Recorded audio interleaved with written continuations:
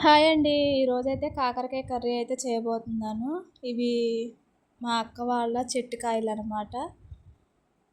అన్నీ ముదిరిపోయినాయి. అంటే లోపల గింజలు ముదిరిపోయినాయి అనమాట. సో, పైన అంతా చెక్కంతా తీసేసి లోపల గింజలు కూడా తీసేయమని చెప్పాడు మా బావ. ఆయనకి చాలా అంటే చాలా ఇష్టం అనమాట. నేను వేసే కాకరకాయ ఫ్రై అయితే చాలా ఇష్టంగా తింటాడు. సో, ఆ కాయలనేవి ఆయనే తెచ్చుకున్నారనమాట మా అక్క వాళ్ళ ఇంటి దగ్గర నుంచి. వాటినైతే నేను ఇప్పుడు శుభ్రంగా క్లీన్ చేస్తున్నాను. పైన ఉన్న పొట్టంతా గరుకంతా తీసేసి దానిలో ఉన్న గింజలు కూడా తీసేసి శుభ్రంగా క్లీన్ చేసి పక్కన పెట్టేసుకున్నాను.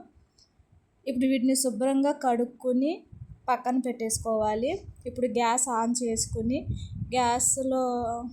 చేసుకుని కళాయి పెట్టుకొని అందులో కొంచెం ఆయిల్ యాడ్ చేసుకోవాలి.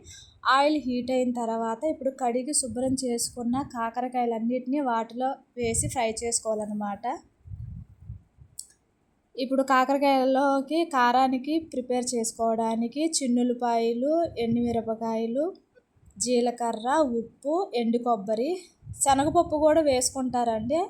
మా ఇంట్లో లేదు. సో, వాటి వరకే వేసి మిక్సీ వేసేసాను.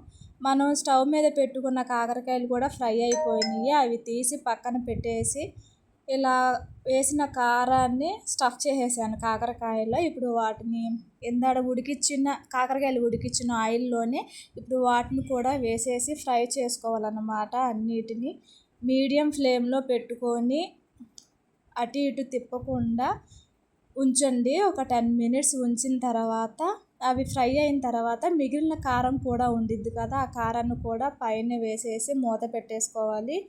పచ్చివాసన పోతుంది. ఆ ఫ్లేవర్ కూడా చాలా అంటే చాలా బాగుంటుంది. ఇది మా మమ్మీ రెసిపీ అనమాట. నేను ఇది మా అమ్మ దగ్గర నుంచి నేర్చుకున్నాను. చాలా అంటే చాలా బాగుంటుంది కాకరకాయ ఫ్రై. మా అమ్మ దగ్గర నుంచి నేను నేర్చుకున్నాను. నేను చేసిన కాకరకాయ అంటే మా హస్బెండ్కి చాలా అంటే చాలా ఇష్టం అన్నమాట. ఇష్టంగా తింటాడు. సో, ఆయనే తెచ్చుకున్నారనమాట ఈ కాకరకాయని. చాలా ఈజీగా చేసుకోవచ్చు. నా వీడియో కనుక నచ్చితే లైక్ చేసి సబ్స్క్రైబ్ చేసుకోండి ప్లీజ్. Thank you.